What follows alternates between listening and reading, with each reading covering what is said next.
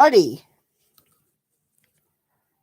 welcome to a very special live.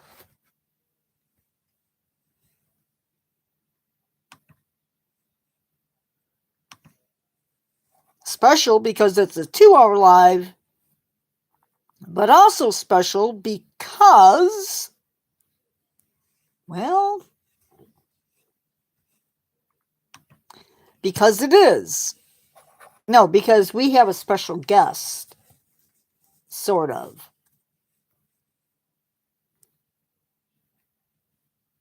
Sort of a special guest.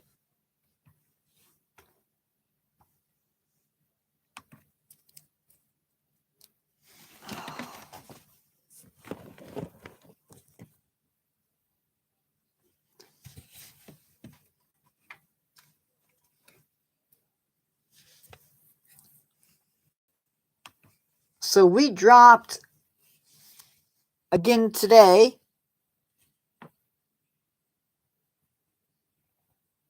We are at 1,808.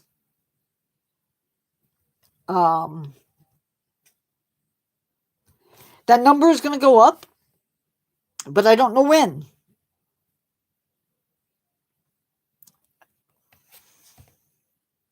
It's incredibly frustrating, but we'll see. Anyway, hello everyone. Welcome to a brand new Friday live stream here on the Natureverse 4.7. We have a massive stream lined up for you today, diving deep into some of the most dangerous animals in North America. So make sure you're settled in, ready to go. But today is a little different. I'm just here to kick things off and get the room warmed up because we have a special guest taking over the phone for this session. Before I hand over the keys, let me just say hello to everybody out there. I see the Nature Fam is rolling in. So, next thing I want to say, a shout out to my amazing moderator team. Well, my moderator who helps keep things running smoothly. Okay, I can tell you guys are ready. So, let's bring him in. Welcome your host for this stream, the Bone Yard Scribe. I'm a little worried about my voice, y'all. I think this live is gonna kill me, but we'll see. Good day.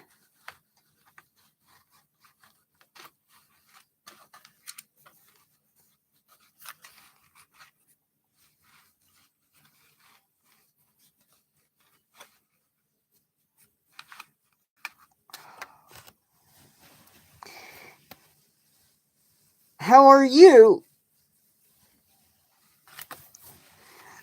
It has been raining. It's been a wet morning, which is good because we need the rain.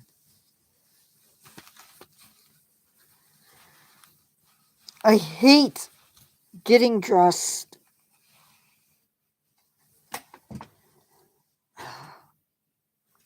I'm going to turn off this overhead light.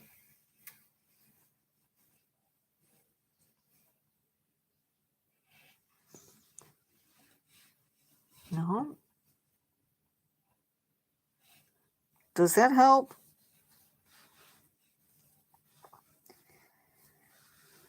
Sorry for not talking. I'm concentrating on getting... I should have just put this on at the beginning.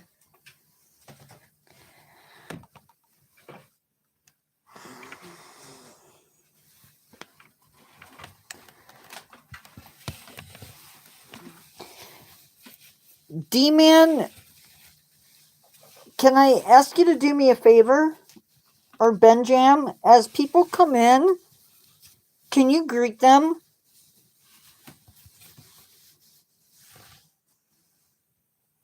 I don't know how many people we'll get, but...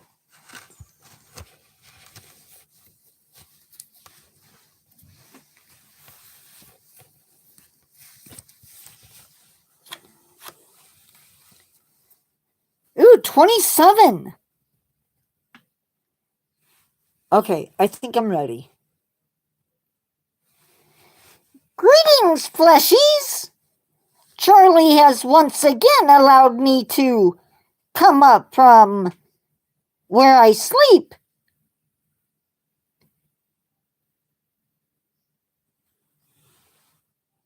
to host the channel. I hope you brought your backbone.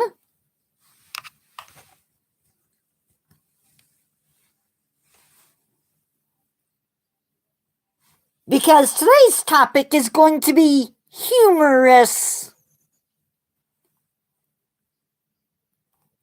But it might just rattle you to the core.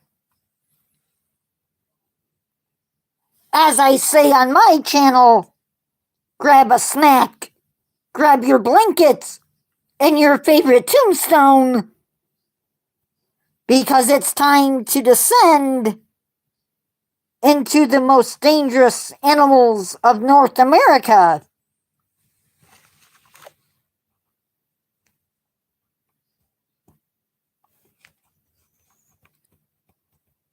We're starting with the grizzly bear, otherwise known as Ursus arcticus horribilis. Let's start big, really big. The grizzly. Now, as a ghost, I respect an animal that can turn a fleshy into a phantom in just 3 seconds.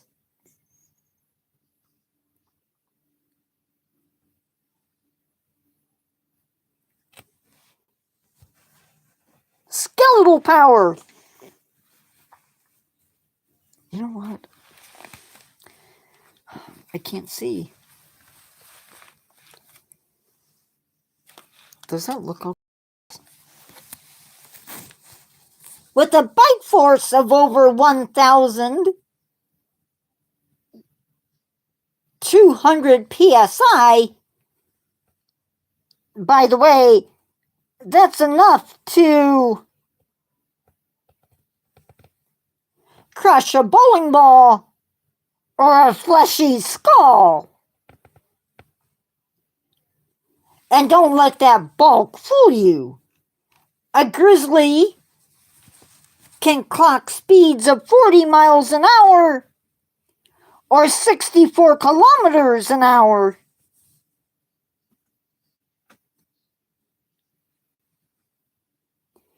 If you see one of these in the woods, the old saying goes, if it's brown, lie down. Personally, I say, if it's brown, you might be joining my side of the veil real soon. What do you think, fleshies? Anyone ever had a close encounter with a bear? Let me know in the comments below.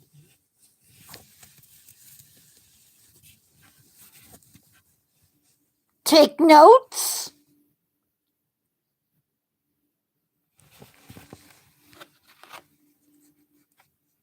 If you must.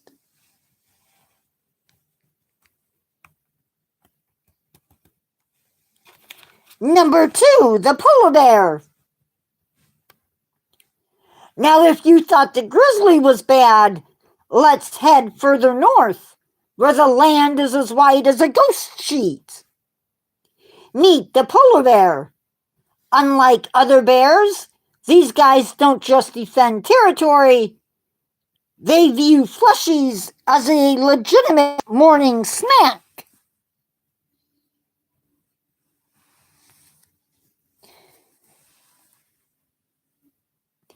The largest land carnivore on Earth, with massive males weighing up to 1,500 pounds or more. Hypercarnivore. While grizzlies eat a lot of berries and plants, polar bears survive on almost entirely meat and blubber, making them highly efficient and active hunters.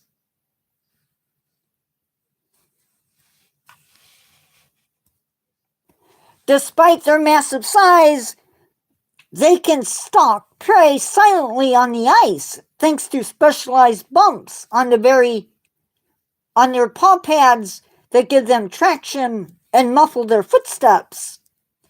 If it's white, good night. Out there on the ice, there's nowhere to hide. They are completely ice-cold killers. I know a few of those. It really puts a whole new meaning to the phrase, freezing to death, doesn't it? Drop a snowflake in chat if you'd rather face the grizzly over this titanic titan.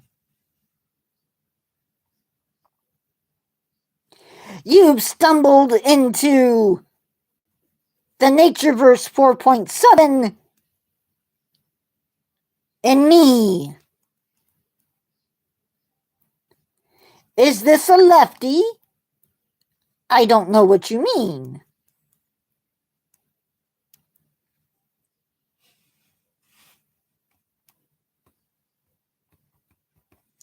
We've talked about the titans of the brown and the white bear world, but let's bring it down to the most common shadow in the woods, the black bear. Fleshies treat these guys like oversized furry raccoons because they love knocking over garbage cans. But don't let that foolish behavior get you down, because these guys are very different from polar bears and grizzly bears. Unlike the massive grizzly, which is generally too heavy to climb effectively as an adult, black bears still climb trees as adults. They possess short, curved claws that act like perfect climbing spikes, allowing them to scale a tree at terrifying speeds, to chase down prey such as, well, hopefully not fleshies, or escape danger. While they are generally more timid than grizzly bears, when a black bear attacks a human, it's much more likely to be looking for a snack. That means if a black bear decides to throw hands, it isn't playing around. It's treating you as food. The old saying goes, if it's brown, lay down. If it's black, fight back.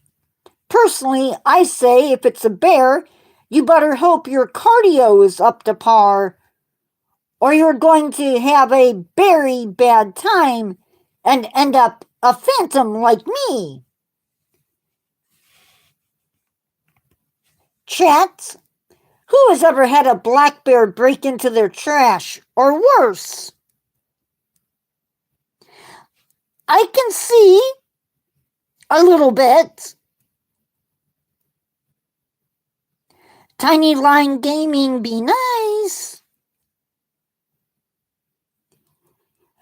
Drop a garbage can in chat if you lock up your garbage. Next up is an animal that people constantly underestimate because it looks like a giant fluffy cow.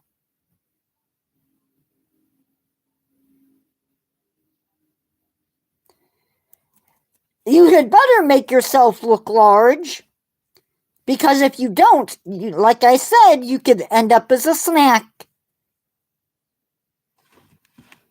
Next up is I'm repeating myself. Next up is an animal that people constantly underestimate because it looks like a giant fluffy cow. Spoiler alert! It's not a cow. It's a multi-ton furry bulldozer that will absolutely ruin your day, Fleshy.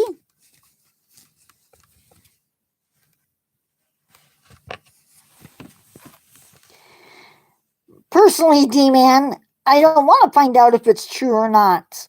But then again, being a ghost, I don't have to worry about it, do I?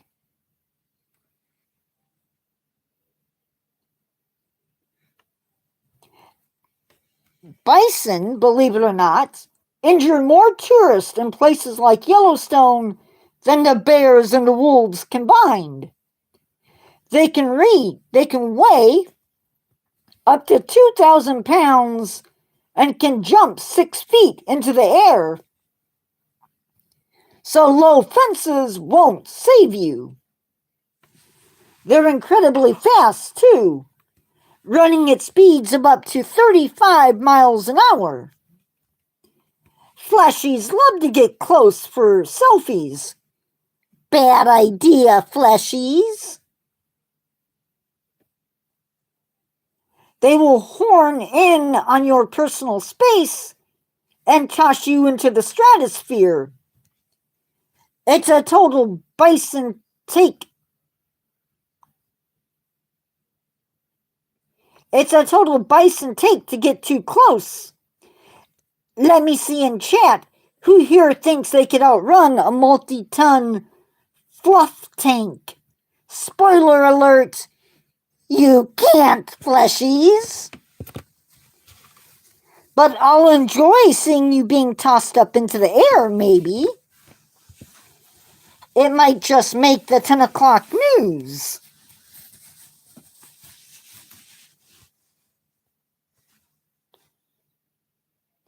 We are building an absolute powerhouse of a lineup for Fleshies, shifting from the massive heft of the bison straight into the towering menace of the moose, followed by the clever coyote and the silent mountain lion. We're giving the bone. Good morning, Bryce.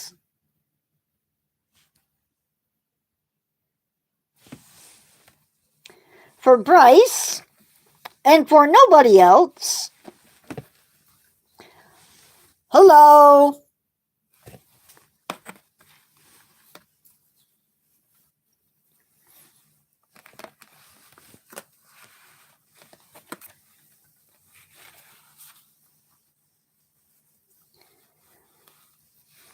Sorry, y'all.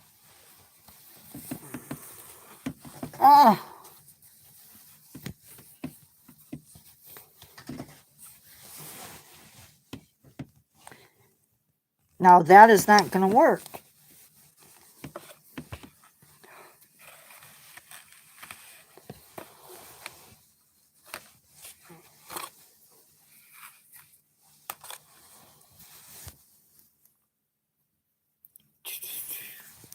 And I did change the order a little bit, so that one's not really true. We have to talk about the real king of the Northern Terror. People fear wolves, but they should be fearing the moose. These things are an absolute prehistoric titan walking among us. They are the largest member of the deer family, standing over 6 feet tall at the shoulder and weighing up to 1,500 pounds. They're highly unpredictable and will charge cars, people, and snowmobiles without hesitation. especially during the autumn rut or when a mother is trying to protect her baby. Ew. Is that better?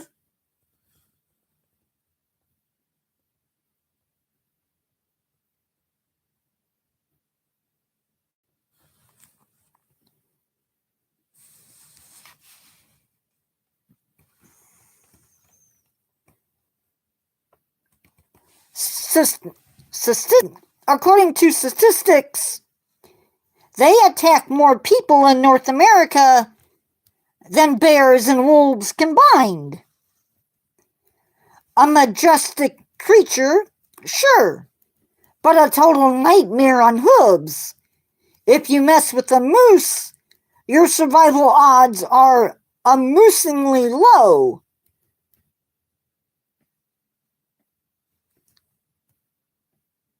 Hopefully, you know better than to mess with one.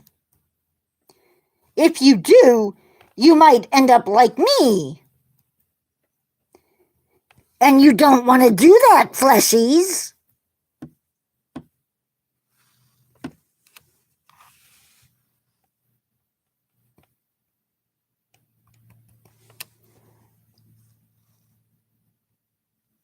You fleshies are terrified of my giant grizzly friends and the mountain lions. But do you want to know what statistically is the deadliest large animal in North America? Actually is? It's not a toothy predator. It's Bambi. White-tailed deer are responsible for hundreds of human fatalities in the U.S. every single year, far outnumbering all large predators combined. And why, you might ask? The majority of these deaths come from high-speed vehicle collisions, particularly during the autumn mating season when hormones run high and they bolt blindly across dark highways. Now that sounds like fun. Not.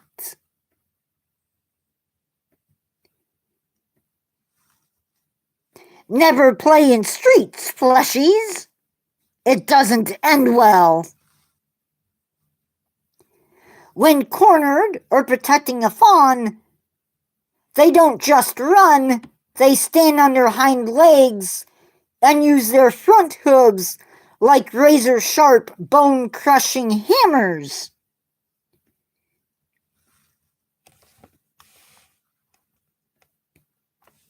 They look majestic standing in the fog, but they are a total dearly departure waiting to happen. If you strike one on the road, it's a completely staggering statistic. Drop a deer in the chat if you've ever had a slam. Drop a deer in the chat if you've ever had to slam on your brakes for one of these poor speedsters.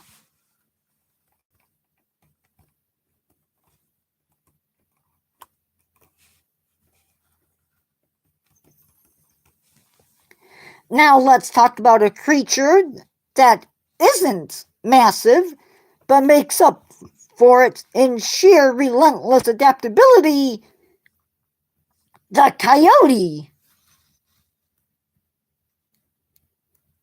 These clever tricksters are everywhere, and they know exactly how to navigate the human world, perhaps better than some humans. Or some fleshies. While they rarely attack humans, they are incredibly bold and highly efficient pack hunters that pose a major threat to small livestock and domestic pets. They are masters of survival, capable of thriving in deep wilderness, rural farmlands, and even in the busiest of urban centers. They can run at speeds of 40 miles per hour and are incredibly vocal, using a complex system of yipes, barks, and howls to communicate with their pack. They are ultimate opportunists, and if you leave your small animals out, a coyote will make them ghost faster than you can blink. It's a howling shame when people underestimate them. And fleshies, have you ever heard their singing outside your window at night? It's music to sleep by for sure. I love their serenade.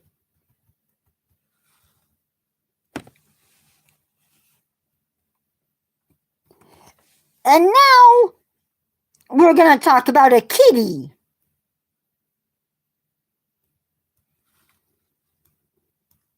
We finished this run with the ultimate phantom of the forest, the mountain lion, also known as cougar, puma, or catamount. If you actually see one in the wild, it's probably because it wants you to see it. And by then, it could be too late, fleshies. Hello, everybody. To those of you out there who just came in,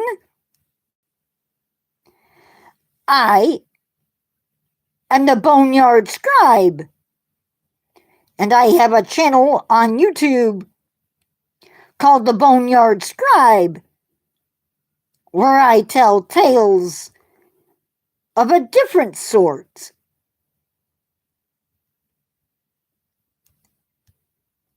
Look it up sometime. Anyway, perhaps I think there might be a story about Bigfoot. And now back to your regularly scheduled live. Mountain lions are absolute masters of stealth, capable of stalking prey silently for miles before delivering a lethal ambush from behind. They possess incredible physical athleticism, able to leap up to 40 feet horizontally and 15 feet vertically into the air. I'd love to see a fleshy do that. Wouldn't it be cool? They are apex predators with large territories, using their powerful jaws to deliver a crushing bite to the neck or the base of the skull of their prey. An absolute masterpiece of feline engineering. They are the perfect stalkers. If you encounter one, never run, because running turns into a game where you are just a giant cat toy.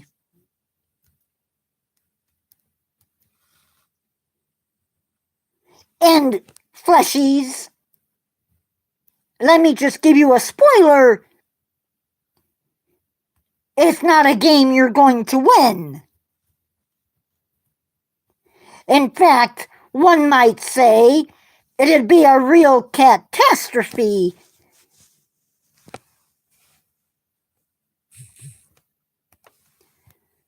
Most apex predators are in Hollywood. I'm not going to touch that one with a coffin lid.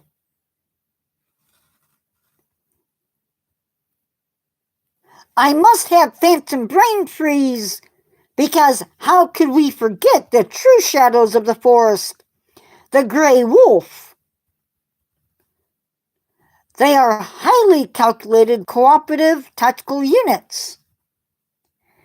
And let me just say that I hope the zookeepers that were attacked have a speedy recovery at the hands of one of my favorite animals, the wolf.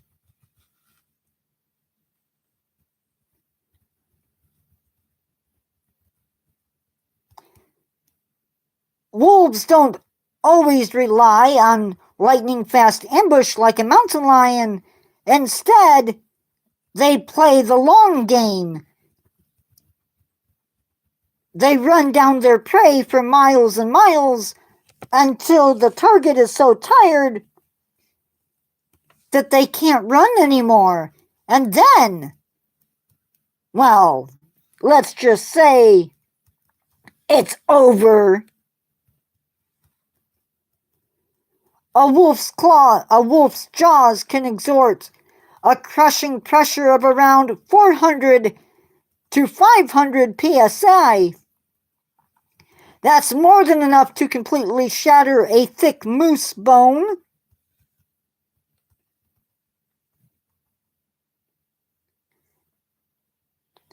I don't know about that.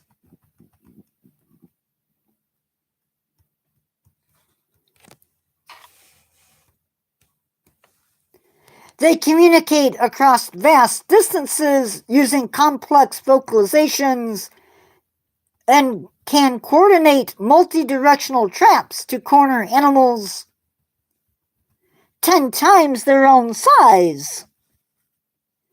They will literally run you ragged until you're ready to give up the ghost. It's a howling success of evolutionary engineering.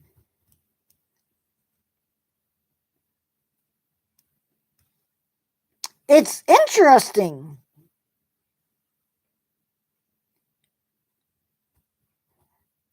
Humans think that sometimes they're the alpha of their friend group. But let's be real. If a real pack showed up, you'd be a Tuesday night snack.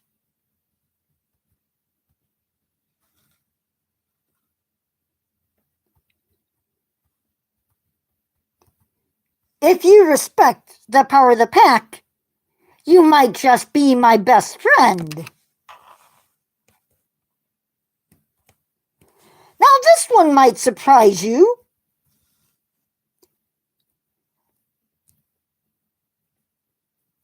Fleshies are out running from wolves and buying bear spray, but you're completely blind to the apex predator that might be sleeping at the foot of your bed at night.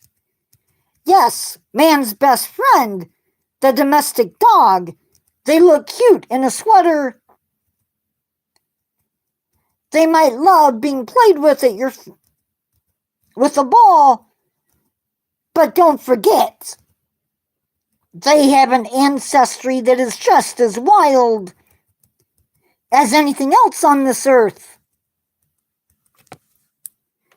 Statistically, domestic dogs are responsible for more human injuries and fatalities in North America every single year than bears, wolves, mountain lions, sharks, and all the venomous lovely animals combined.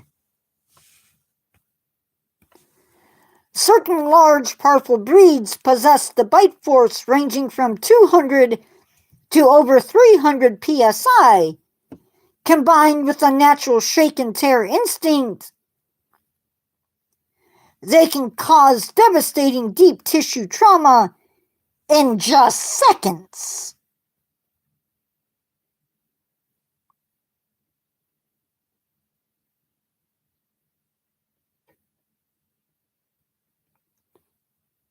I know a dog that kicks or slaps.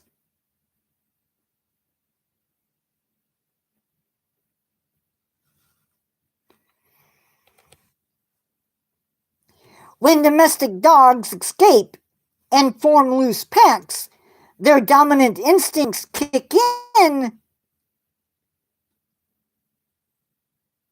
stray or free-roaming dogs can become incredibly territorial and highly dangerous, hunting local wildlife and targeting unsuspecting plushies.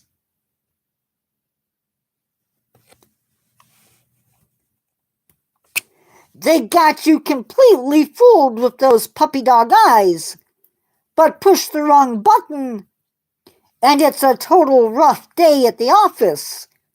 You'll be joining me on the other side before they even yell fetch. Who here has a vicious 10-pound chihuahua that secretly is the real boss of the house? My brother has one of those, but I don't think she's 10 pounds.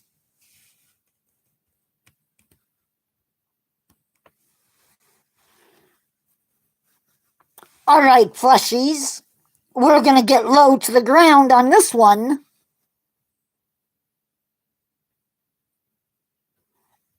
And talk about something that has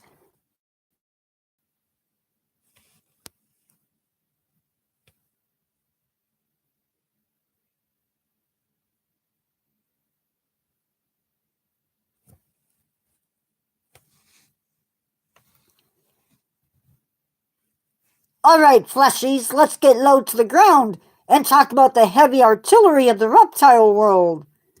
We're starting with the heavyweights of the rattle family, the western and eastern diamondback rattlesnakes.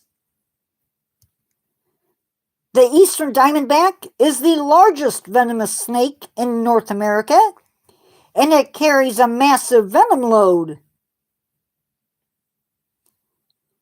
It uses a potent hemotoxic cocktail that destroys your tissues. Aww, parrots that hiss should be encouraged.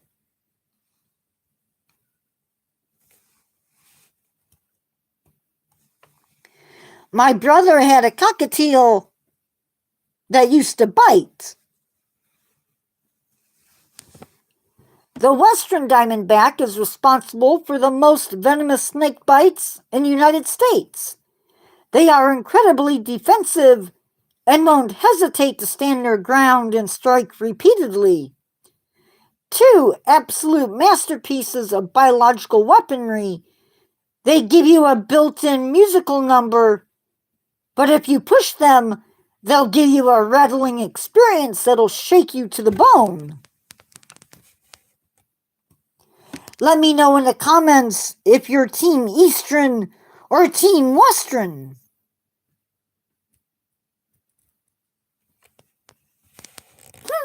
I wonder what they say about us. Now for something completely different.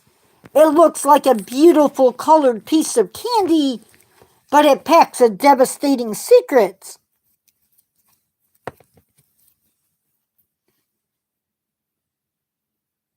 The coral snake. Unlike pit vipers that we just mentioned, the coral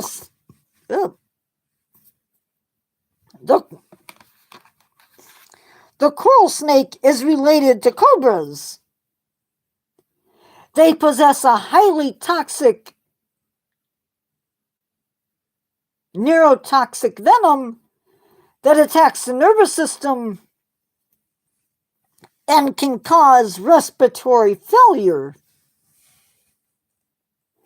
They have short, fixed fangs, meaning they have to physically chew on you to effectively deliver that lovely venom.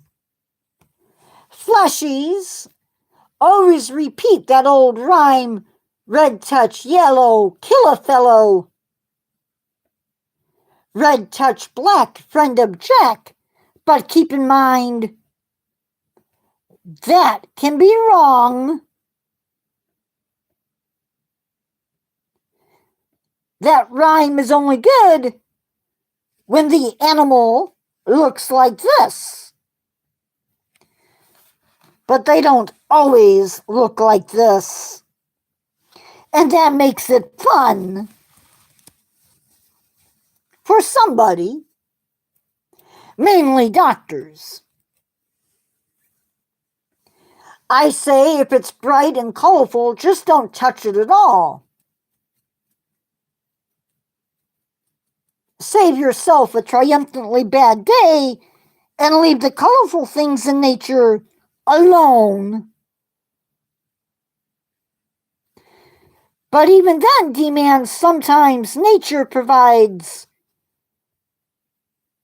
issues with that rhyme, because there are, in some places, melanistic coral snakes, even in North America.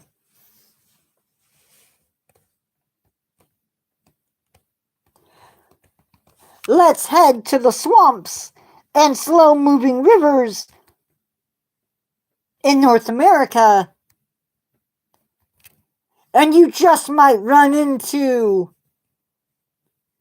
the phantom of the bayou, the cottonmouth. It's one of the world's semi-aquatic vipers. They are excellent swimmers and can bite both above and underwater. That is an animal we forgot to cover. But I've heard tales of snapping turtles taking fingers off of people who happened to be hunting them and had them in the boat alive. Imagine reaching back for something only to have your fingers clipped. That would have to hurt. Orca is such a great movie. Cottonmouths get their name from their stark, snowy white interior of their mouths, which they flash as a warning when they feel like a fleshie is getting too close. Leave it to a fleshie to invade the personal space of an animal. Sometimes you fleshies even invade on my personal space. And it gets really old really fast.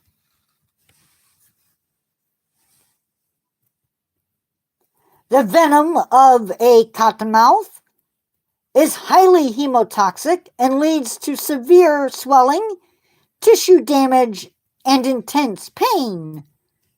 When a snake flashes a white mouth at you, it's not smiling for a selfie. It's telling you to back off before things get swamped. Who in the chat has ever spotted one of these hiding out by the water? At any rate, keep your eyes peeled. Humans could be apes, depending upon how you look at it. Some of us act like apes. I agree, Benjam. Leatherback sea turtles are fun.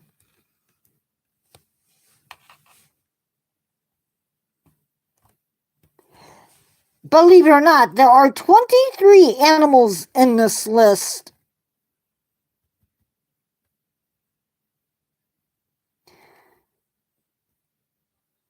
Aw, skunk apes. I know how much you love that topic, D-Man.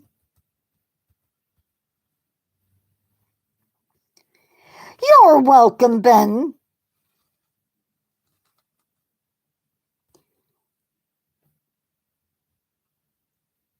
We finish our venomous roster of reptiles with the Master of Disguise.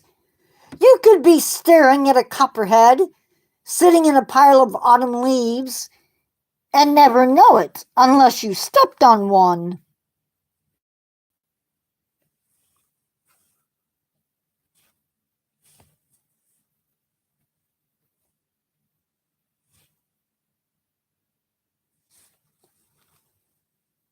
They possess a stunning Hershey Kiss-shaped camouflage pattern that allows them to blend flawlessly into leaf litter. While they are responsible for many bites due to their stealth, their venom is relatively mild compared with our other friends, making fatalities incredibly rare. When startled, they will often freeze completely, relying on their camouflage, which is why so many fleshies end up getting bit. On the other hand,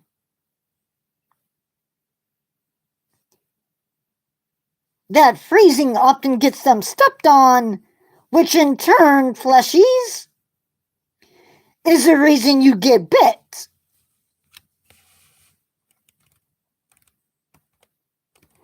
They are absolute masters of hide and seek, but don't lose your head over them. Just watch where you put your feet, fleshies.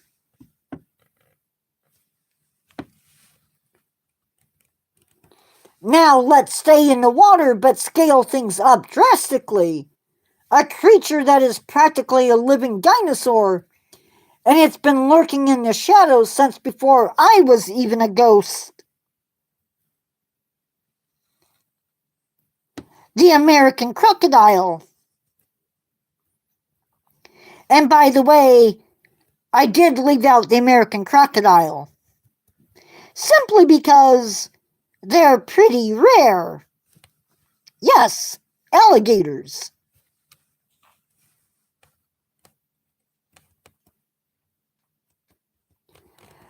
Capable of executing a terrifying rotation to dismember large prey underwater.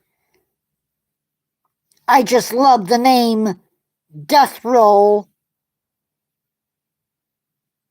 It sounds so fun. What do you think, fleshies?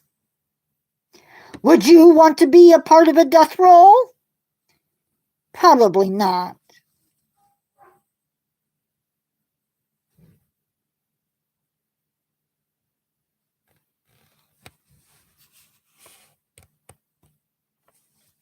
Their master, They possess one of the most powerful bite forces in the entire animal kingdom, clamping down with nearly 3,000 pounds of force.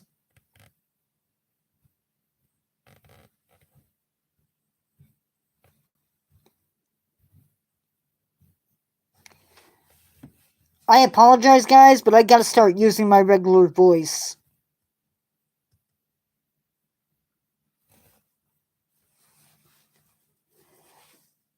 Masters of ambush, they can stay completely submerged, except for their eyes and nostrils, moving silently before exploding out of the water at lightning speeds.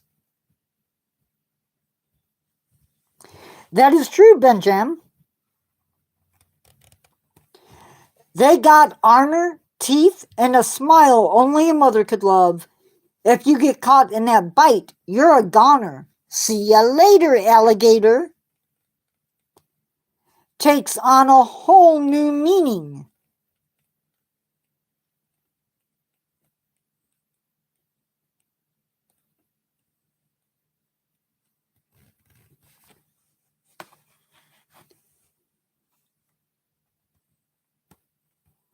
Let's slide back over to the southwest for a reptile that looks like it crawled straight out of a radioactive swamp, the Gila monster. It doesn't have a rattle, but it has a toxic secret that reveals almost anything. But it has a toxic secret that rivals almost anything on the continent. One of the world's venomous lizards, unlike snakes that inject venom through hollow fangs, the Gila monster has grooved teeth in its lower jaw. To deliver its venom, it has to bite down and literally chew the neurotoxin into the wound. using an insanely powerful vice-like jaw grip. Once they latch on, they often refuse to let go, sometimes requiring manual prying or even being submerged in water to release their hold. While the bite causes agonizing pain, scientists secretly use a component of Gila monster venom to help create a breakthrough modern medication for managing human type 2 diabetes. Evolution is cool, Benjam. If one of these heavily scaled phantoms latch onto your ankle, you're gonna have a monstrously bad afternoon. They don't let go for anyone. Would you rather deal with a fast-striking snake or a lizard that turns your leg into a permanent chewy toy?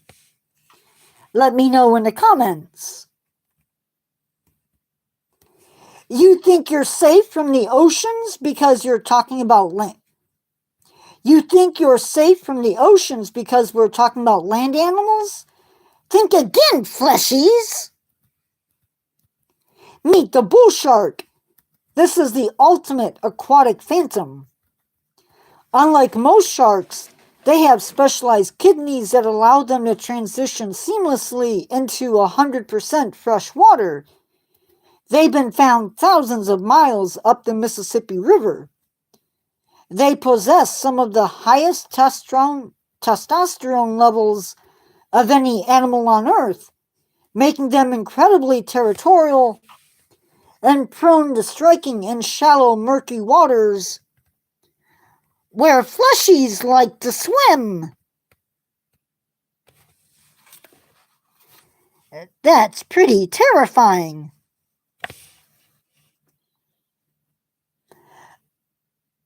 They'll swim right up into your backyard rivers. Talk about a total shark attack on your peace of mind. Let me know in the comments if you're staying in the swimming pool this summer.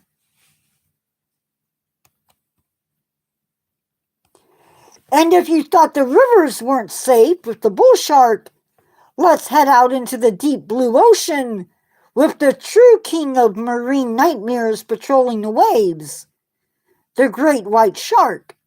Now, as a ghost, I don't bleed, but if I did, this creature would smell it from miles away.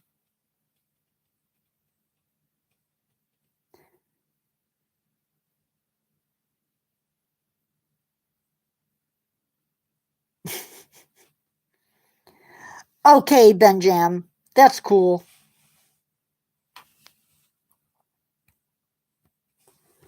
Unlike many predators that stalk from the side, great whites often attack from directly beneath their prey, launching their multi-ton bodies completely out of the water at speeds of up to 25 miles per hour in a devastating surprise ambush.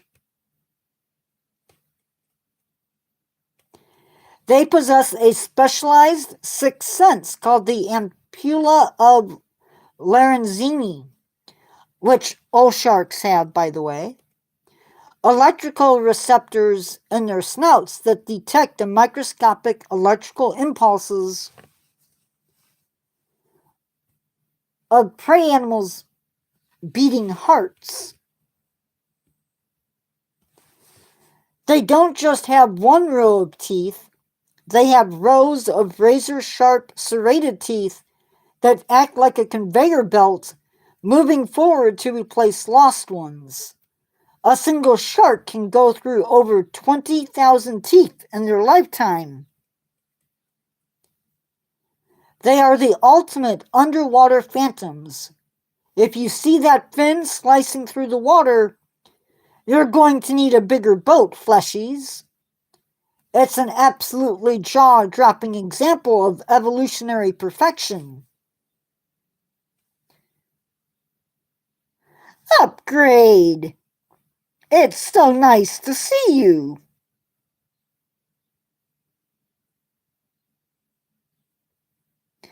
I hope you had a good night.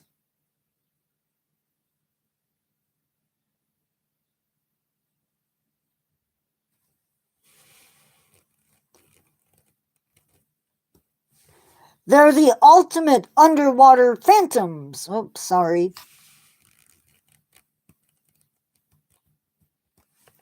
Now let's talk about a danger that comes in a tiny package, but brings an entire army with them. They're the so-called killer bees of the American Southwest. If you disturb a regular honeybee hive, they might chase you for 20 feet. Africanized honeybees will mark you and hunt you down for over a quarter of a mile.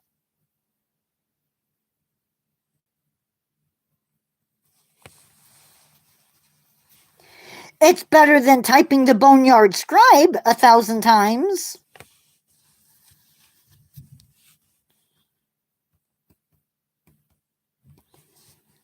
Africanized honeybees defend their hives with 10 times more individuals than standard bees, and can flood a target with hundreds of stings in a matter of seconds, completely overwhelming the body. That sounds painful. They have a massive chip on their tiny shoulders. Messing with them is really terrible mistake. They will literally sting you into a ghost state.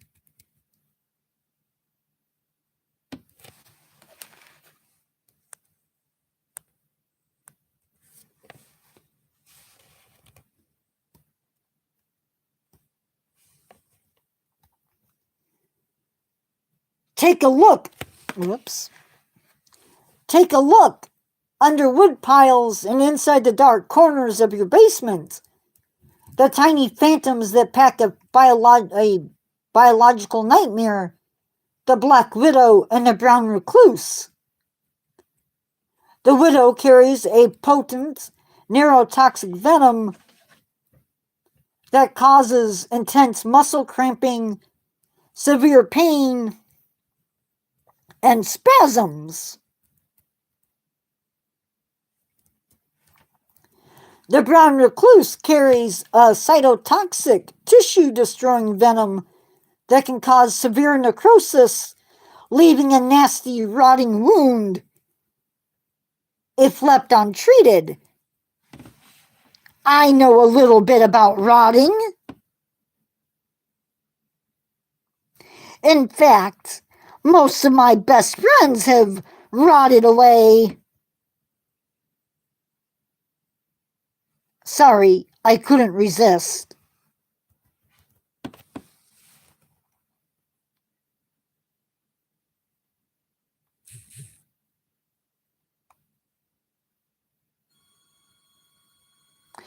SCP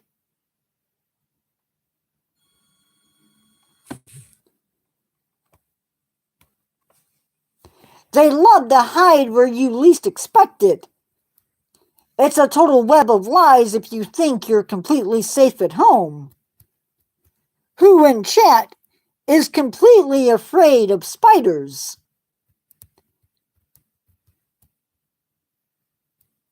And it's okay if you are.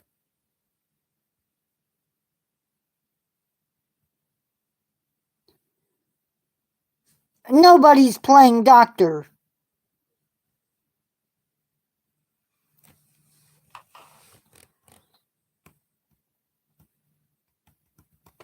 We can't forget about the absolute tanks of the southern woods, feral hogs, and wild boar.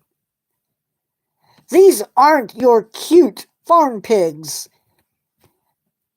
These are heavily armored, razor-tusked bulldozers. They grow massive, razor-sharp tusks that continuously sharpen against each other when they close their mouths. They are highly aggressive, fast, up to 35 miles per hour and will actively charge fleshies and dogs. If cornered, or if a sow is protecting her piglets, they will get you. And I do mean get you.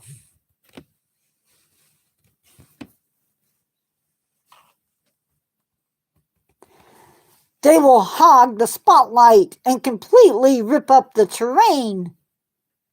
Encountering one is a total bore, mostly because it involves a lot of running for you and your life.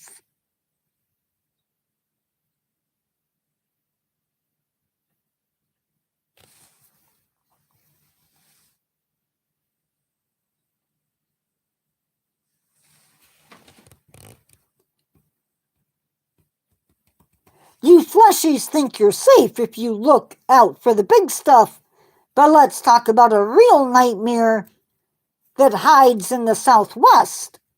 The Arizona bark scorpion is small and is pure malice. Unlike most other scorpions that burrow in the sand, this species is an exceptional climber. It loves to hang out upside down on tree bark, brick walls, and worst of all, the ceiling.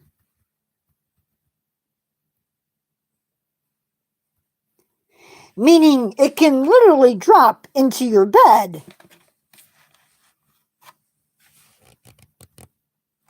If you haven't subscribed to my channel, the Bone Yard Scribe, you really should.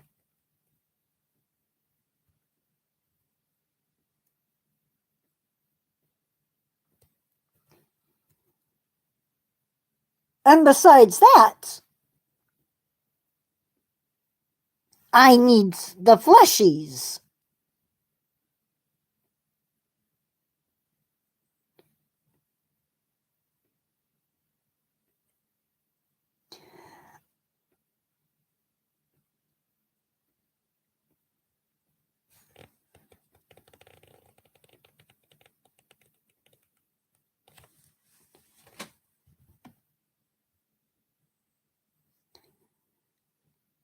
Got it.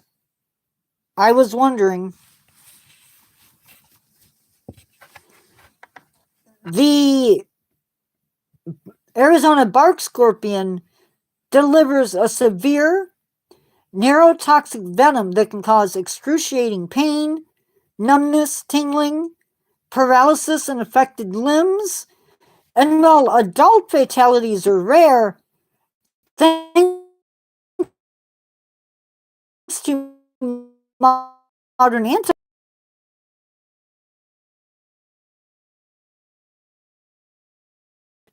You feel older today from all of what?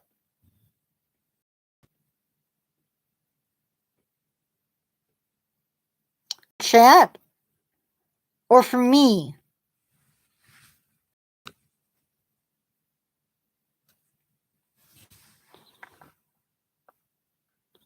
Under a UV black light, their exoskeletons glow an eerie neon green. Got it.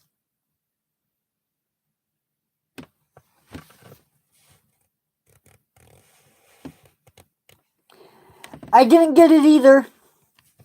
They love to hang out. They love to hang out over your head and wait for a total drop-in visit. It's a completely stinging indictment of safety in the desert. If I were a fleshy, I'd be checking my shoes every single morning. Who would you rather find? A rattlesnake under the porch, or a bark scorpion in your basement? It is Friday.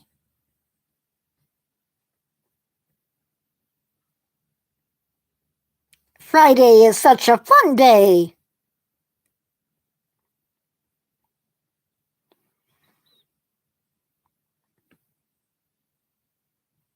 While you fleshies are busy looking up at the sky for hawks, or are at the woods for bears, you forget to look exactly where you're stepping. Let's talk about a red-hot army right under your feet. Fire ants. They just don't bite. They wage absolute war. Fire ants don't attack individually when you step on their mounds. Instead, they climb up your legs silently, and then when one ant releases the alarm, the entire group strikes simultaneously in a coordinated, synchronized attack. A lot of people think they just bite, but they actually use their mandibles to anchor themselves to your flesh, arch their bodies, and inject a toxic alkaloid through a stinger on their abdomen, and they can sting repeatedly in a circle without ever letting go.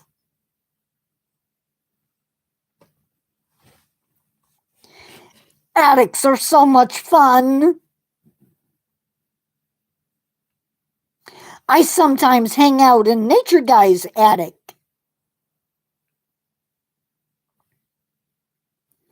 Just for the fun of it. You know, chains and all. Well, I gotta be careful how I say that. I don't want people getting the wrong idea. I'm a ghost. I play with chains. I do like the shed. It reminds me of my mausoleum back home.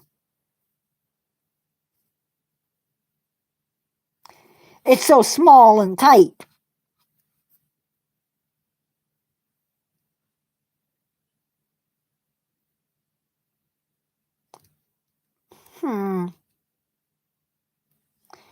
No whips, none of that. And for those of you who are, I clearly did not think that coming through.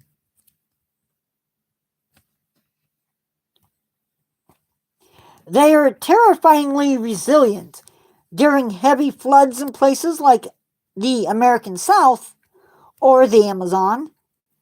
The entire colony will link their bodies together to form a floating, living raft of ants that can survive on the water's surface for weeks, riding the waves until they bump into dry land or a human boat.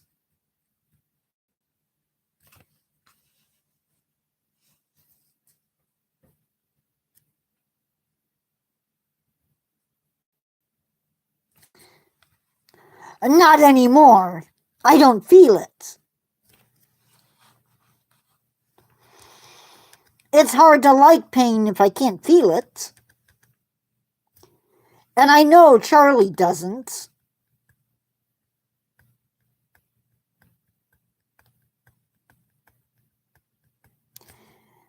I never delete my lives. Then again, I only had one. Fire ants have an absolutely fiery disposition. You step on the wrong pile of dirt, and suddenly you're doing a frantic tap dance just to avoid getting turned into an itching ghost. It is a completely agonizing experience. Have you ever had the misfortune of stepping in a fire ant mound? You fleshies can run from a bear and swim away from a shark, but what do you do when the monster is smaller than a poppy seed and hitches a ride on your ankle? Let's talk about ticks. They don't have venom, but they carry a biochemical cocktail that can ruin your life in more ways than one. Perhaps, if you want to. Ticks don't just bite you, they are masters of chemical warfare. And when they pierce your skin, their saliva contains a local anesthetic, so you don't feel the bite, an anti-inflammatory to stop your body from reacting, and an anticoagulant to keep your blood flowing smoothly while they feast.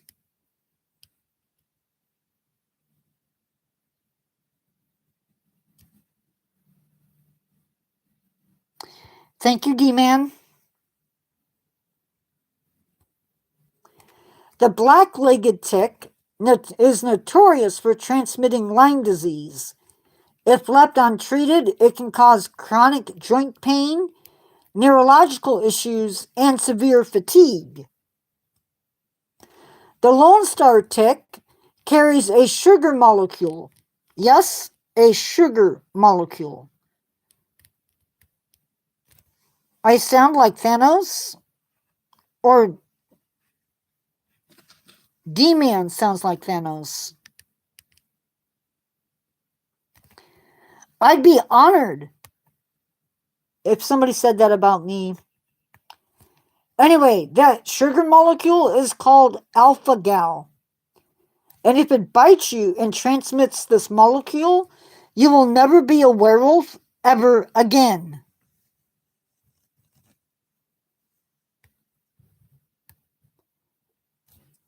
Because this molecule can trigger a severe, lifelong allergy to red meat.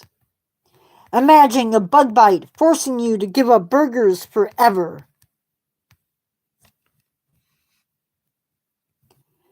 They are the ultimate uninvited guest. They'll stick to you like glue and literally drain the life out of you. It's an absolutely ticklish situation. But not the funny kind. This is why you always check your gear, fleshies. Always. After a walk in the woods. We started this entire countdown with massive bears and sharks, but I've saved the absolute #1 executioner of the human race for last. The real apex predator of the planet, the mosquito.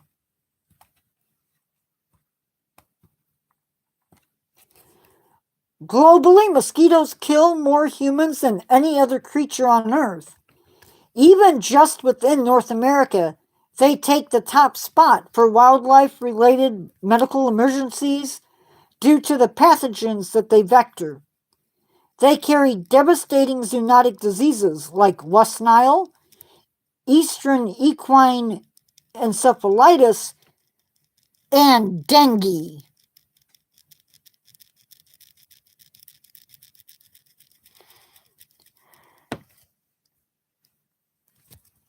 Aw, parasites are such good playthings.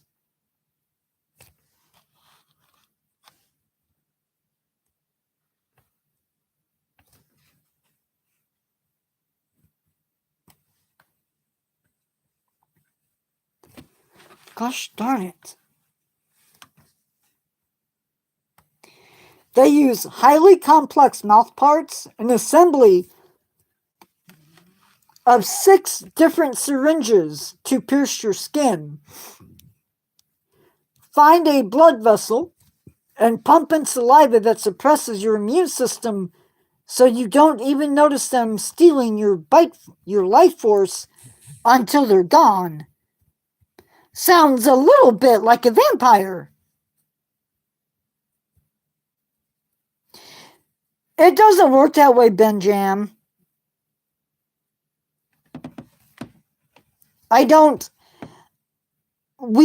You start over every time you come into live.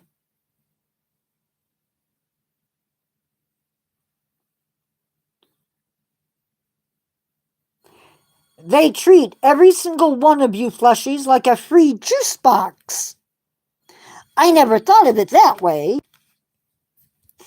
Fleshies are walking, talking juice boxes. It is a totally sucking situation. This little pest is the absolute king of the graveyard.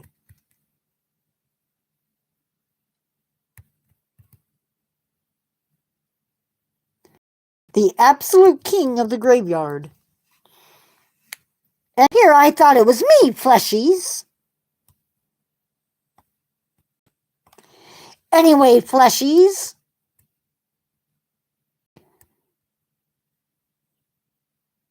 We're at 1 minute and 15 seconds.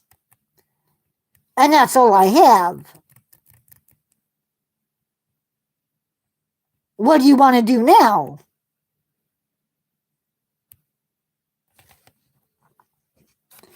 Should we chat?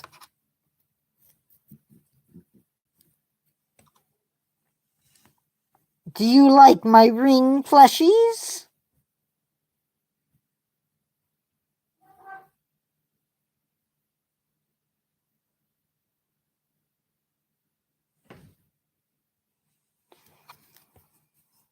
Anyway,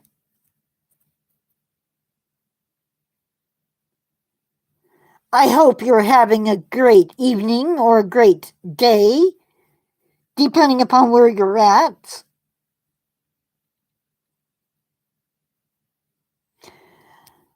I wish it did. I could be like my favorite vampire. Look into my ring. Actually, I think it's in The Daughter of Dracula, where she has the ring that she hypnotizes people with. I apologize, guys. My voice is going to be suffering tomorrow.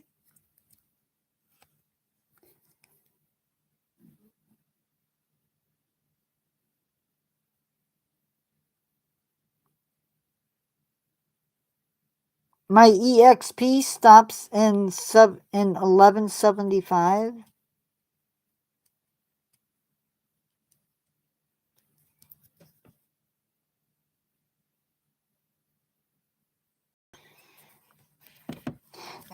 For those of you who don't know, I may never make it to 3,000 public watch hours. I dropped again.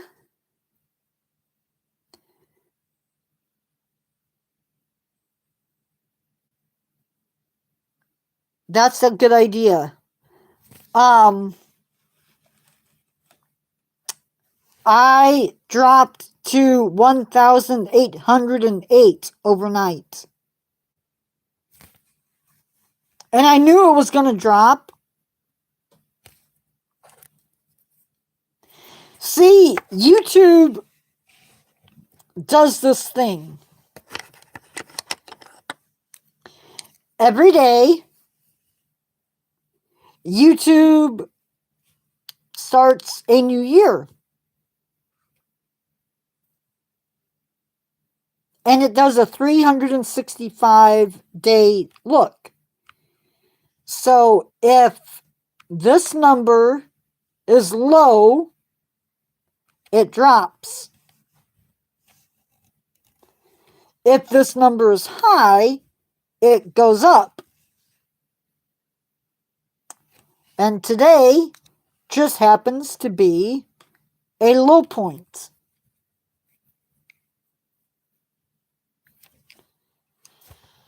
Nothing I can do but wait. Now, luckily, we've had some incredible watch hours. Guys, I gotta take this off.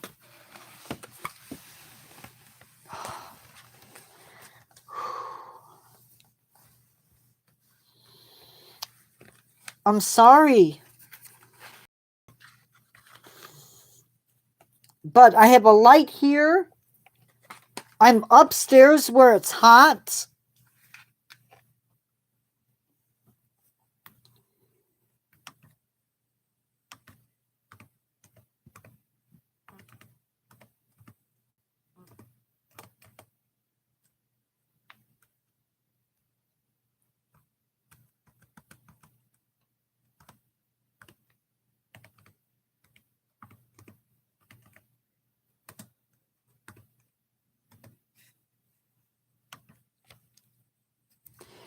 Right now it says it's 78. But up here, is it more scary with the mask or without the mask? Watch hours. So public watch hours cover both lives and videos.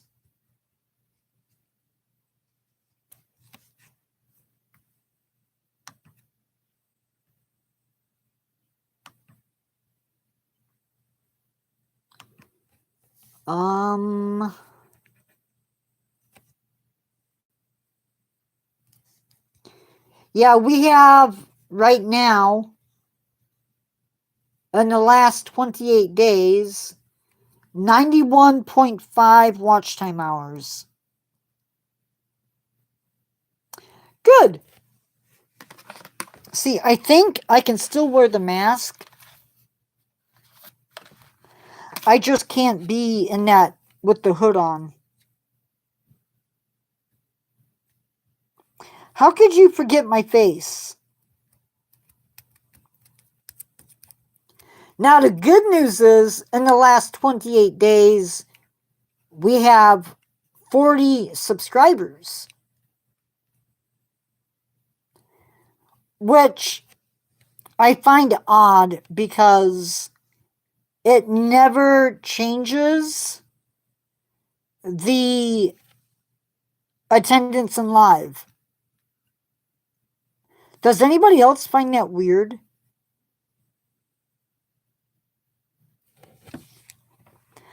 I have over 2,000 subscribers.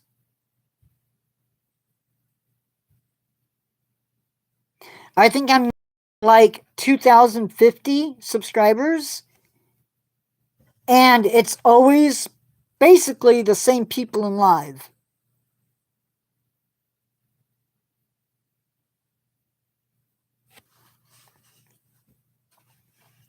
It's why I thought I would bring this guy in.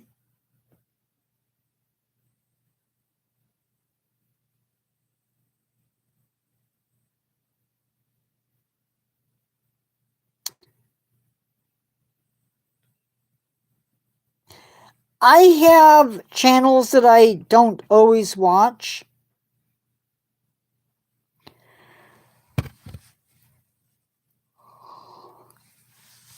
Or channels where they haven't been producing. Which is one of the reasons why I try to at least do three or four videos a week.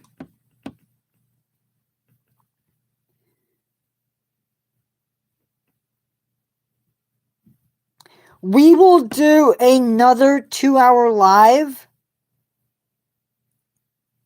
in 2 weeks.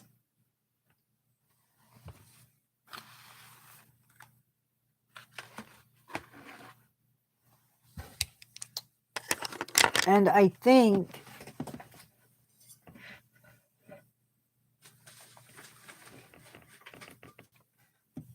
let me see if I have. I might be able to tell you what the topic is.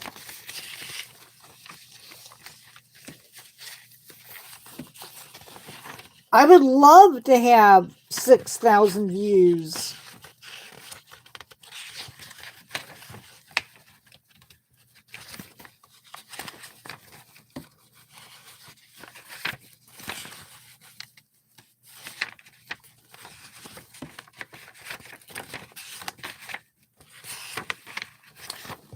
Well, I thought I could tell you.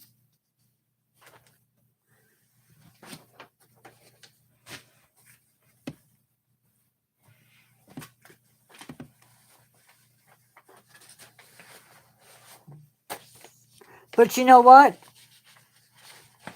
I love... Oops.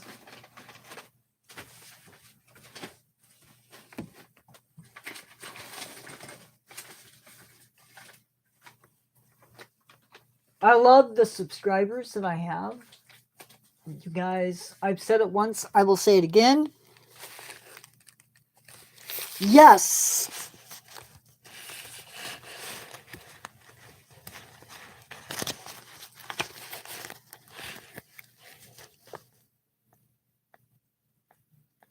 For which channel?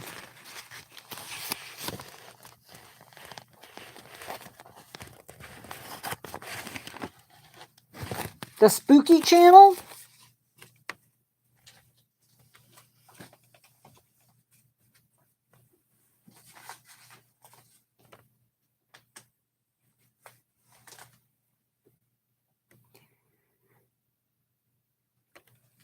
If you want to, yeah.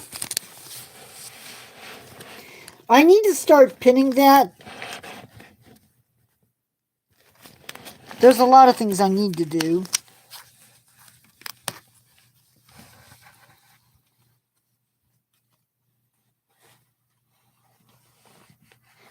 I have 4. I'm just 4 subscribers away on the Spooky Channel from being able to go live. And I think you saw a little bit of how crazy my lives can get. I think the next live, the next 2-hour live is Venomous Animals of North America. I think.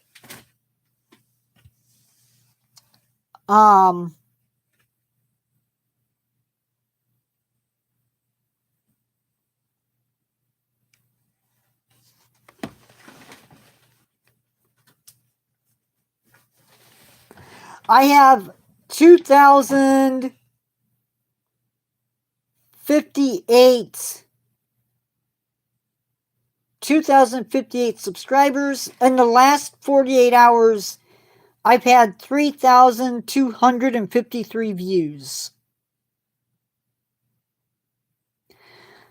I don't think I'm mainstream either. On either one of my channels.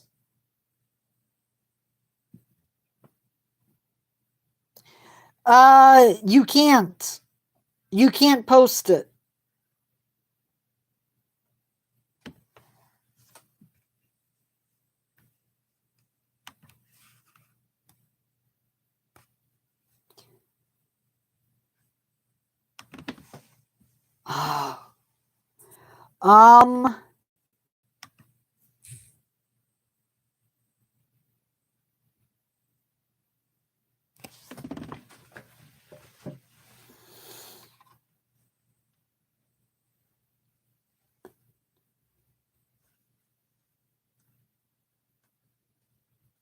This thing is saying I have 6 views.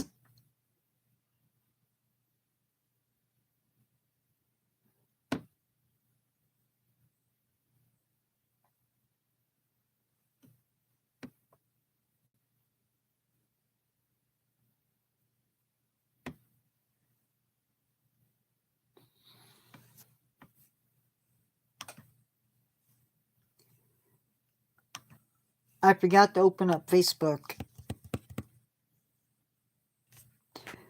Yeah, I know.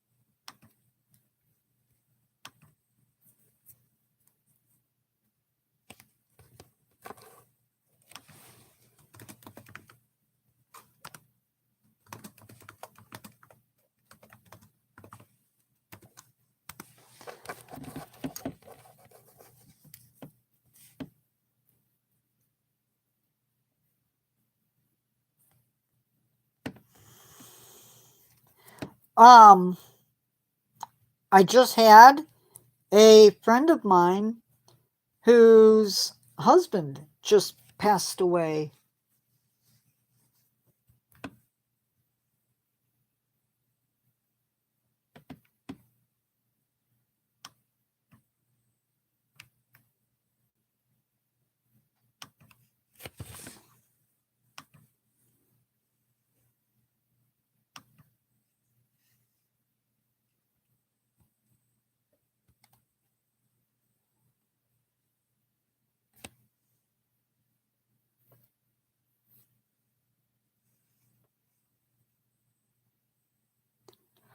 They're adults.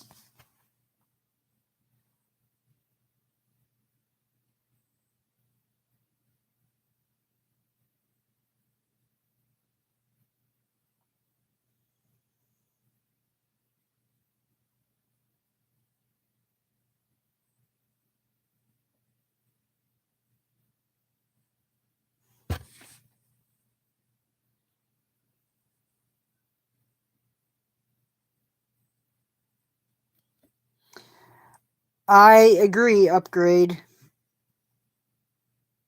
I'm right there with you.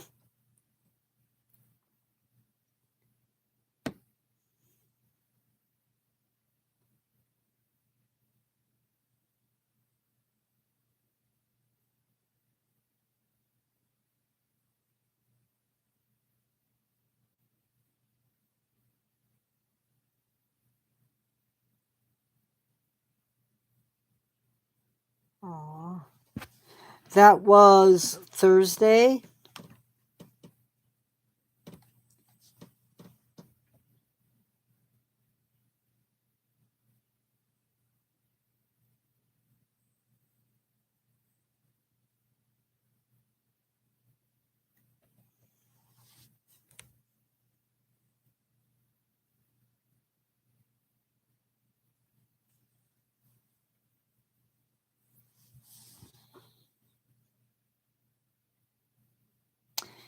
I am too.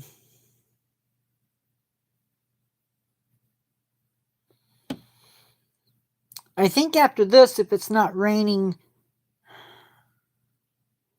I might sneak out and go down and see the dogs.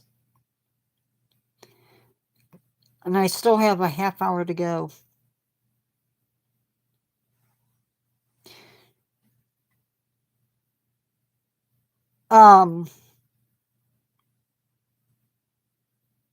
Thank you for all of your support. It means a lot. Thank you, D-Man, for your support.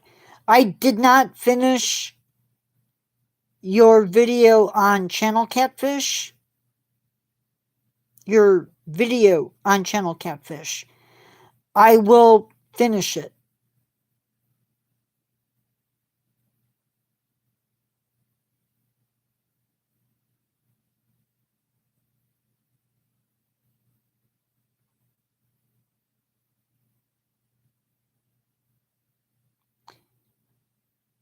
It might have been Flathead now that I think about it. I think it was Flathead. It was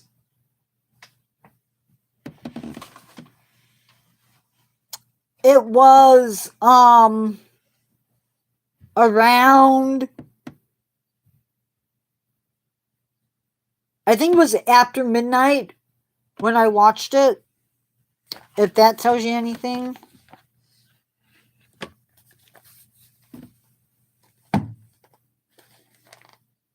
I was not necessarily, I was watching it and it was good. If you guys have not subscribed to D-Man's channel, you should do that. Especially if you like catfish.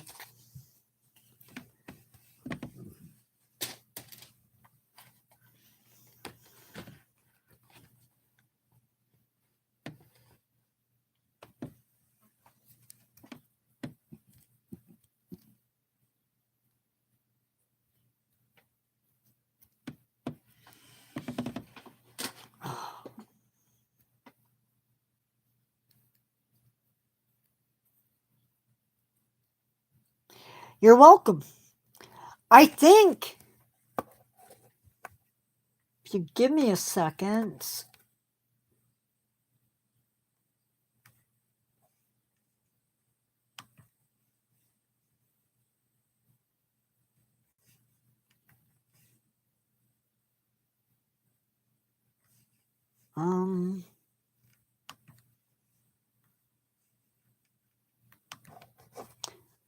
I have to go about this.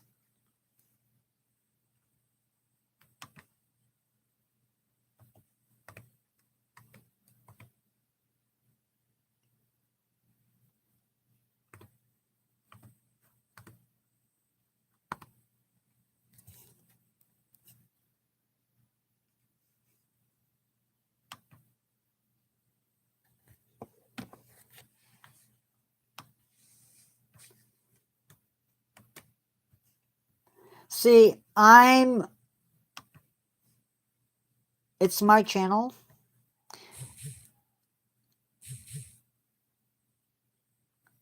I can get away with doing this, I think.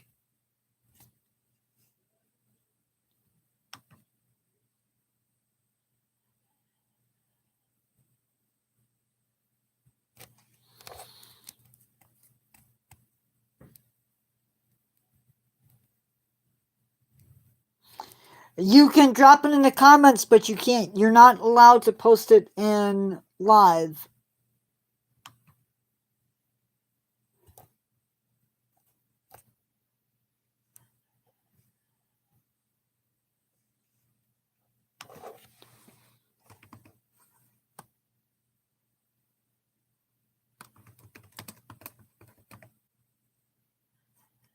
Oops, oops, oops.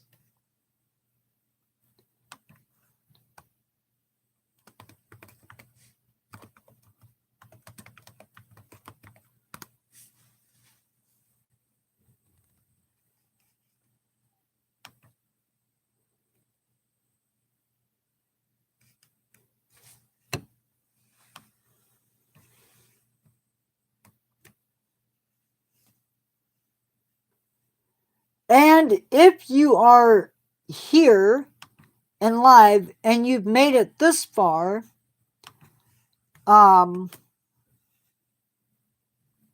here is my link for the Bone Yard Scribe.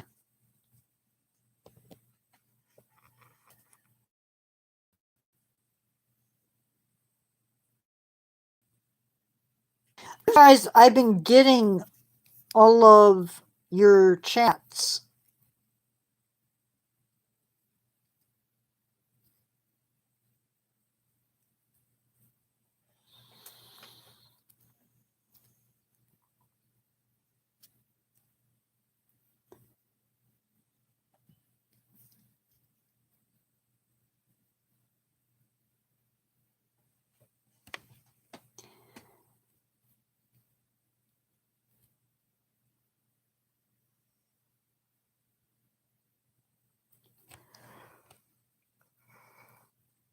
Oh my gosh.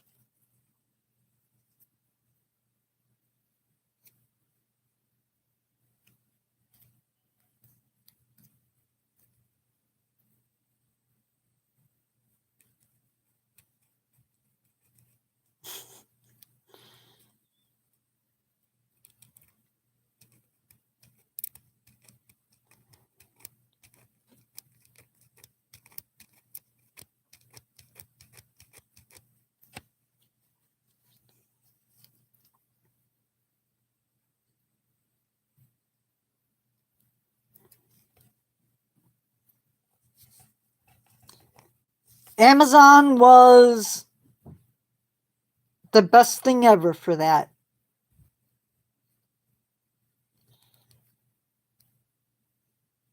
Honestly, though, I want a better mask. I want a better mask. Because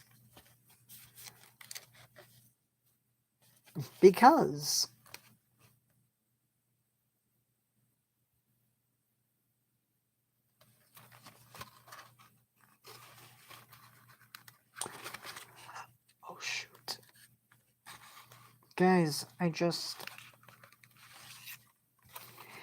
think if I took out the screens, the little cloth screens, I could see better.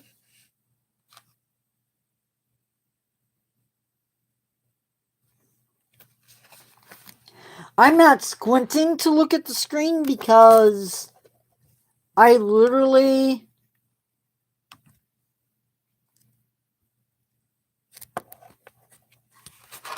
That is what I saw today.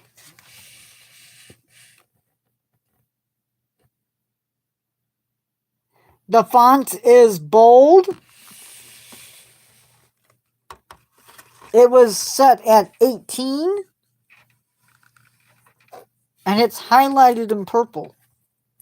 I should have done bright blue, I think.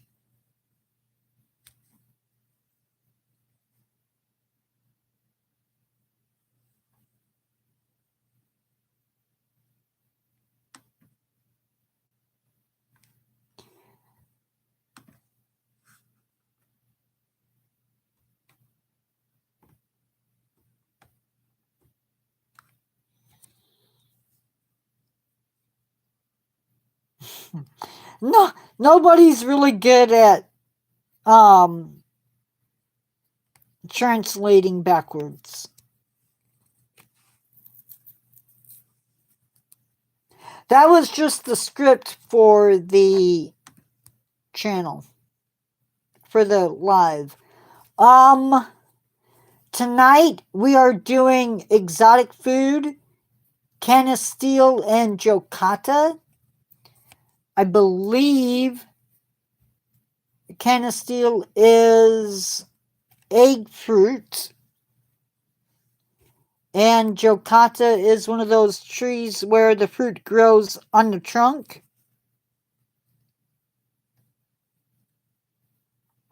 Race car.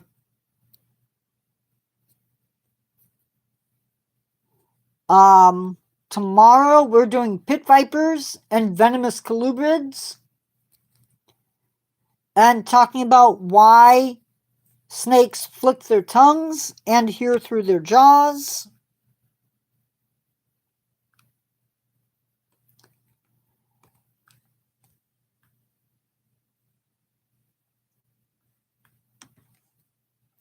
And that'll take us through this week. Upcoming videos. I have 2 upcoming videos. I have not updated this. I will update it, I think tonight.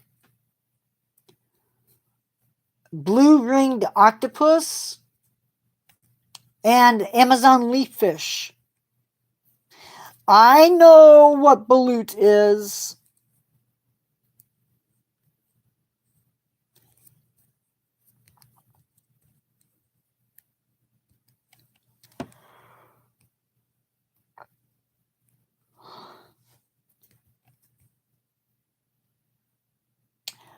Oh, I never thought about that, D-Man. You know, Benjam, I think I'm going to pass. I think.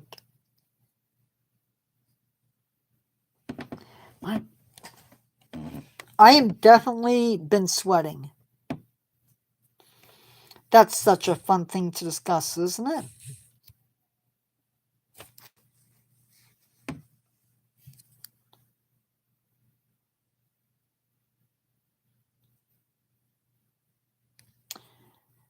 So, I don't know if I told you guys, my dad dug up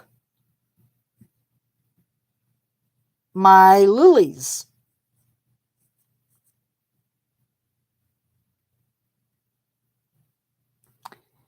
And, well, he pulled them. The good news is I was able to find the bulbs and replanted them. I now have 3 plants. instead of 2. Bad thing. It was a mistake. I saved the plants, the actual stem. I'm hoping I can add some fertilizer into the water. It was in a raised garden bed, and he was going to put plants in it. But he ended up, instead of digging them out, he just ripped them out. So I have to wait and see if I can get this one to do anything. I have it inside a pop bottle, a 2-liter pop bottle. If you want to explore the world, go to American. I'm hoping it will bloom, because they have some amazing color.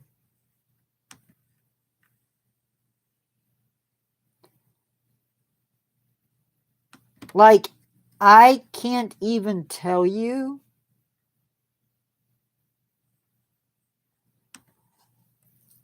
I know I have pictures, I just don't know where they're at.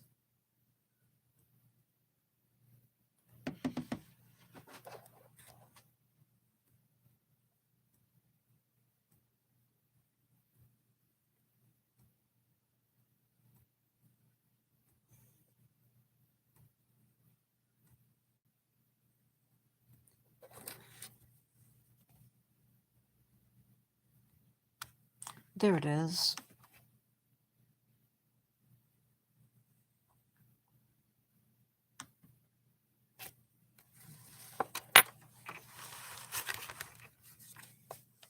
If you want to explore the world, do so. Just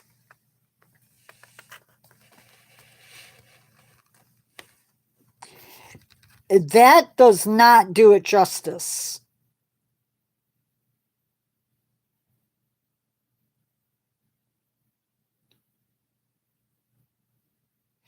And just to let you know, that is not a filter.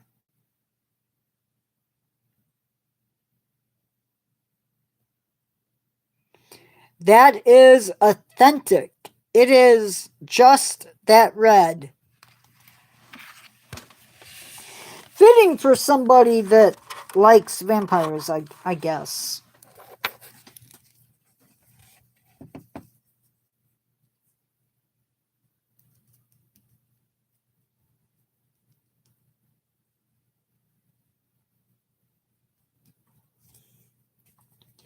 And they are all that color. Now, last year, something happened and I didn't get blooms. Well, you can't eat these. They're poisonous.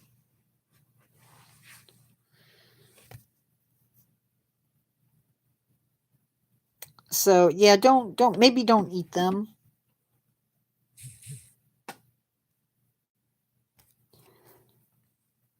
But everybody that sees them was like stunned.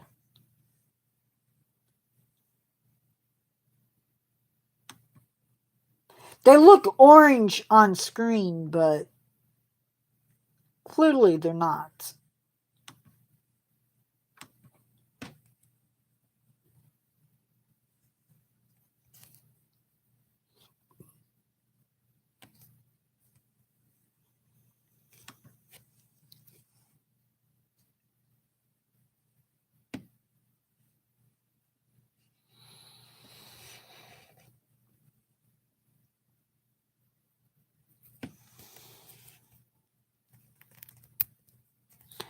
Ooh, that does sound good.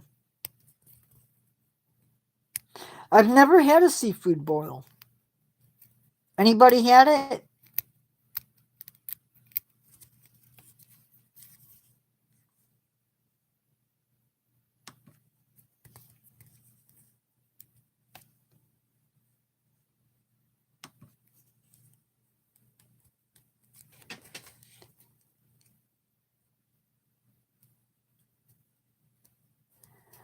I've only had lobster once in my life.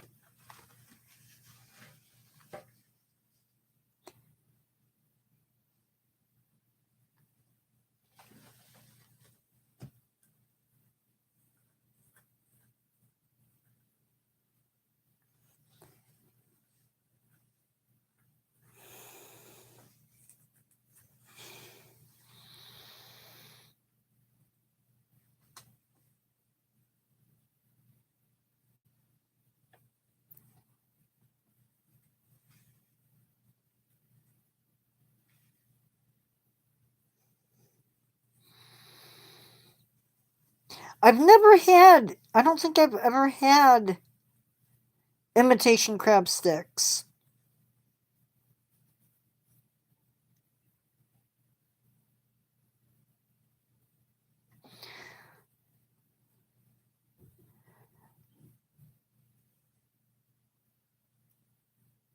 So, when I was little, we were in Utah.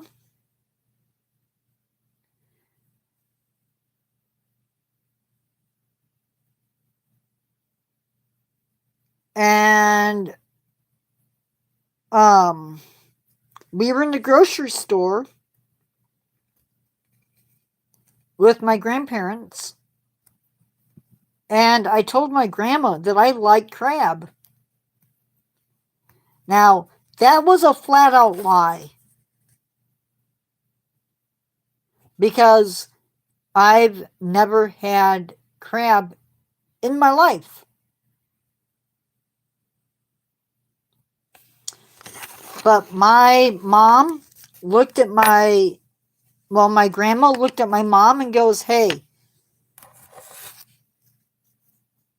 yes." My grandma looked at my mom and goes, "Hey, if Charlie says that he likes crab, we will make him crab." I was an extremely picky kid when it came to food when I was younger. And so, the fact that I thought I liked crab,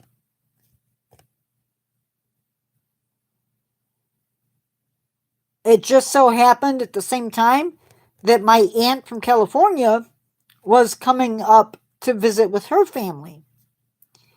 And so when they came, they went to the grocery store. They bought a crab. My aunt cooked it.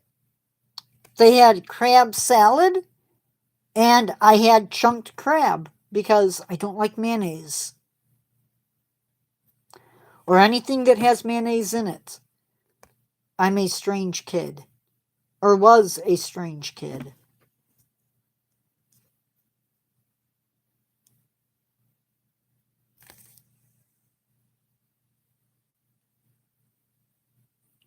And it wasn't like today where, they can fast track food. This was back in the day when you were lucky to get seafood. I love calamari if it's cooked right. If it's not, it's absolutely horrible.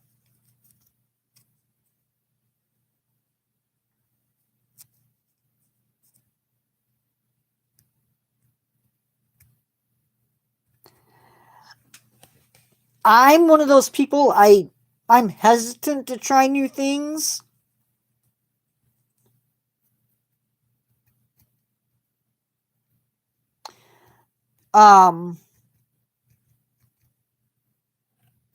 But my mom and dad actually bought kiwi at one point. I'd never seen it. I thought it looked gross. I wasn't going to try it. And then when it was almost all gone, I tried it.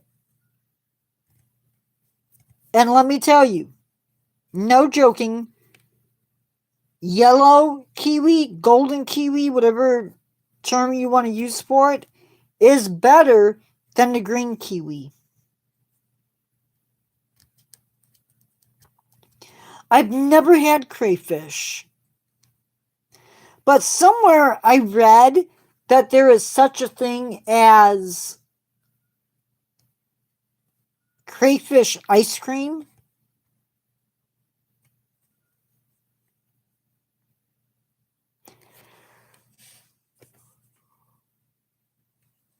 Which I'm a bit skeptical about. Yeah, there is. I think it's a little bit sweeter than green kiwi. Or maybe it was just a mind game that my mind was playing with me.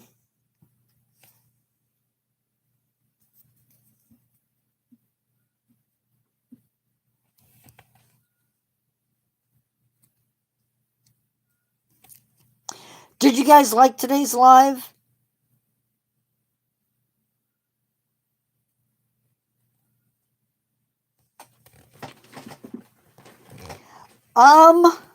I've heard of corn ice cream.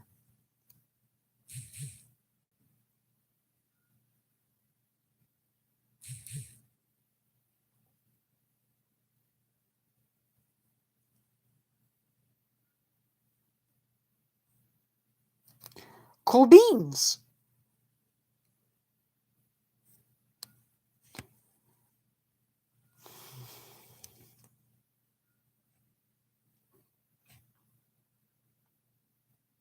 It wasn't scary. I hope not, anyway.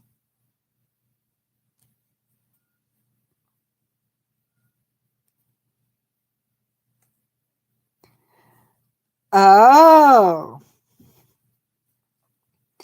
Video games will do that every time. I'm probably going to get off of here and play some Ark.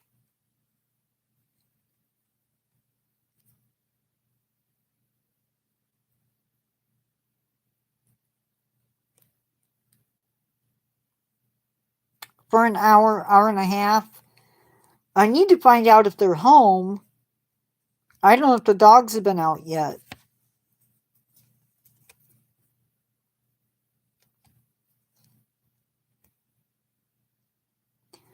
I need to...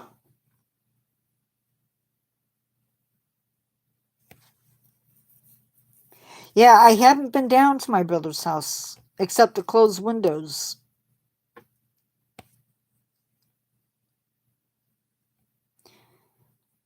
I'm going to admit something I don't like admitting.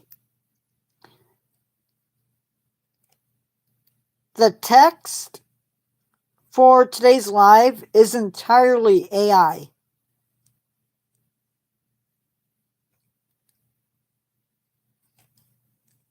The actual, like, nature stuff was all AI.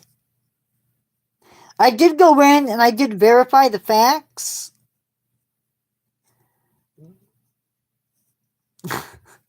And I don't do that.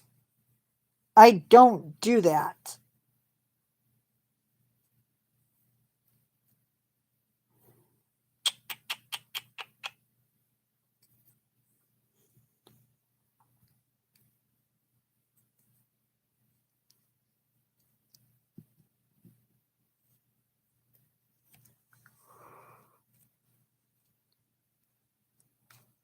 It took me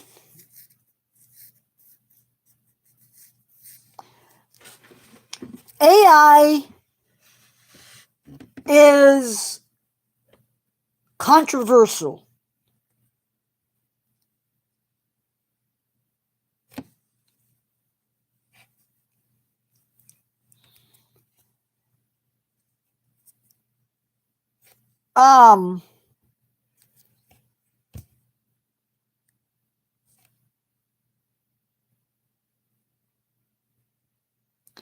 It's bad for the environment, some people say.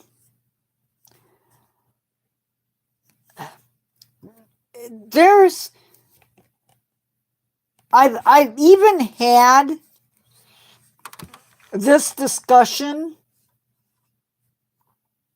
with the AI.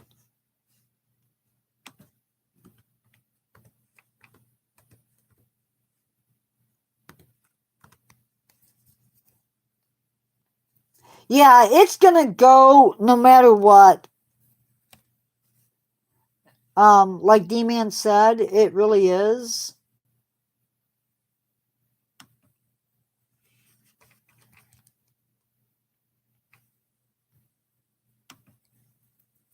Okay. So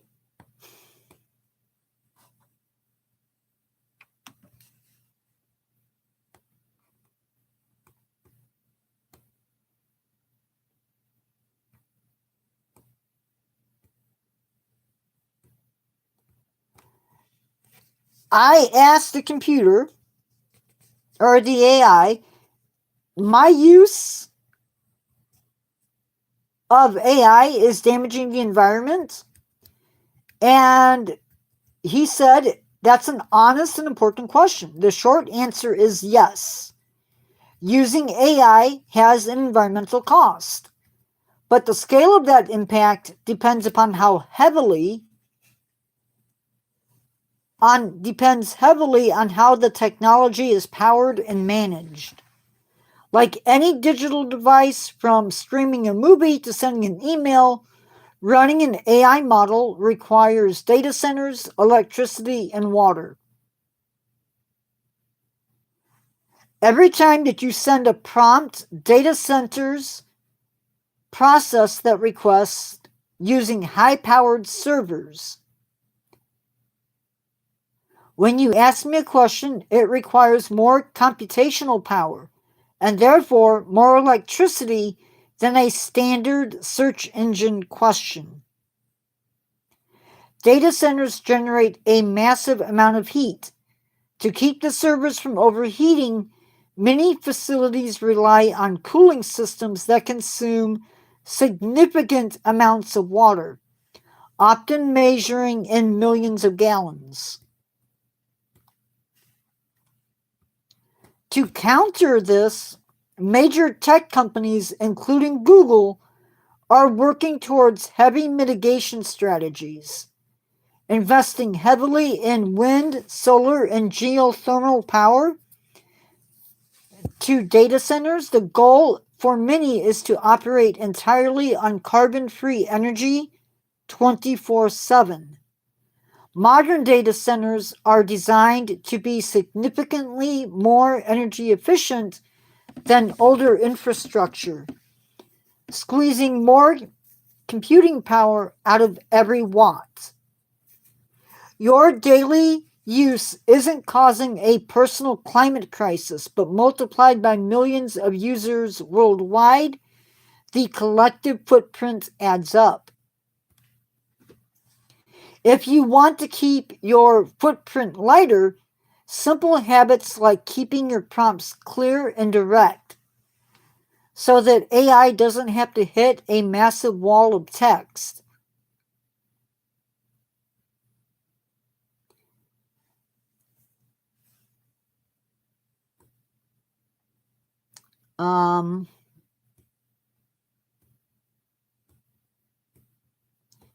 I said, but I'm telling people to protect the environment. And it said, instead of looking at the AI footprint in isolation, look at the intent and outcome of your work.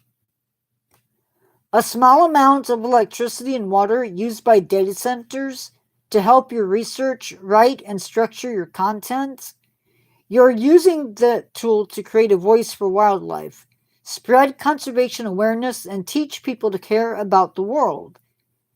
If a few minutes of data center energy helps you inspire hundreds of people to respect nature, protect habitats, and support conservation, the trade-off is a massive net positive for the planet. The awareness you raise can do far more good than the microscopic fraction of power used to generate a script.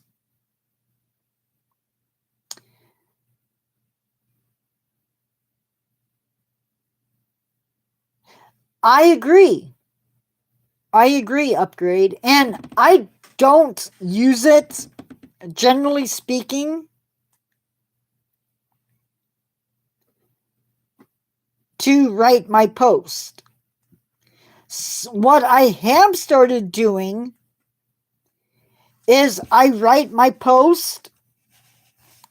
Time and time again, the message I get when it is sent to the AI on YouTube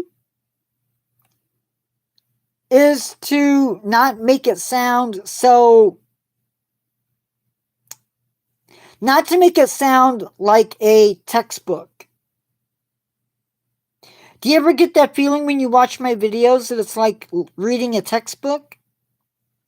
So what the AI does is it sort of mellows out the text, the script.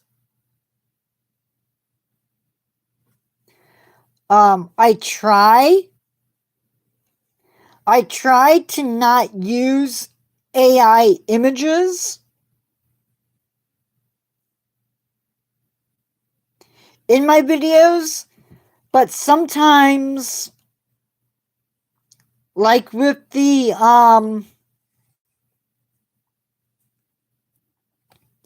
video on the penguins, I was trying to line up pictures just right, and it wasn't happening. I couldn't get them small enough to fit into the script and still have it be seen. So I had the AI make up 3 images. Guys, I need to go. I need to get down to my brother's house and let the dogs out. I will see you later. See you in the next one. Thank you for being here. Love you all. Have a great day. And I will see you tonight at 6 p.m., assuming I have a voice.